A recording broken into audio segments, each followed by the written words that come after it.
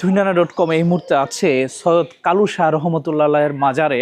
স্থানীয়দের কাছে এটি শুধু একটি ধর্মীয় স্থান নয়, বরং এটি বিশ্বাস, ইতিহাস আর কালের সাক্ষী হয়ে দাঁড়িয়ে আছে। এখানে আসতেই যেন অন্যরকম এক অনুভূতি অনুভব করছি। মাজারের নীরব পরিবেশ, মন ছুঁয়ে যাওয়া এক প্রশান্তি কাজ করছে। এগুলো কার কার কবর বলো? এগুলো কার কার কবর বলো? এই কবরগুলা কার কার বলো?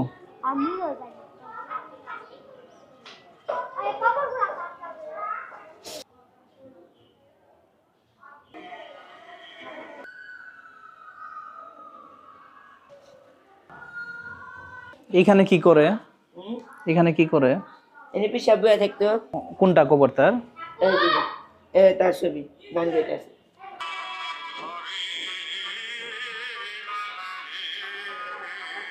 এটা ওনার কবর? এটা স্থানীয়দের সাথে কথা বলে জানলাম কালু শাহ ছিলেন একজন আধ্যাত্মিক ব্যক্তি, যার প্রতি মানুষের ভক্তি এখনো অটুট। প্রতি বছর এখানে ওরস হয়, আর তখন সাটুরিয়ার নানা জায়গা থেকে এখানে মানুষ এসে ভিড় জমায়।